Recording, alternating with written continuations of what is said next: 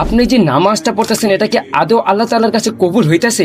এটা জানার জন্য সহজ দুইটি উপায় রয়েছে যেটা আপনাদের জানা উচিত। এক নাম্বার, কুরআনুল কারীমে রয়েছে ইন্না সলাতা তানহা আনিল ফাহশাই ওয়াল মুনকার। নিশ্চয়ই নামাজ আপনাকে গুনাহ থেকে বাঁচাবে, হারাম থেকে বাঁচাবে, অশ্লীলতা এবং জিনা থেকেও বাঁচাবে। এখন আপনি আপনার ডেইলি লাইফটা চেক করে দেখেন, আপনি কি গুনাহ থেকে বাঁচতে পারতেছেন, হারাম থেকে বাঁচতে পারতেছেন, অথবা এমন কিছু গুনাহ যা আপনি আগে করতেন কিন্তু এখন আর করতে ভালো লাগে না। যদি এমন কিছু হয়ে থাকে তাহলে ইনশাআল্লাহ আল্লাহ তাআলা আপনার নামাজ কবুল করতেছে। আর দুই নাম্বারটা বলার আগে আরেকটা কথা মাথায় রাখবেন, আল্লাহ তাআলা সবাইকে নামাজ পড়ার তৌফিক দেয় না। যারা আল্লাহ তাআলাকে মন থেকে ভয় করে এবং ভালোবাসে তারাই একমাত্র আল্লাহ তাআলার কুদরতি পায়ের মধ্যে সেজদা দিতে পারে। আশা করছি এটা বুঝতে পেরেছেন।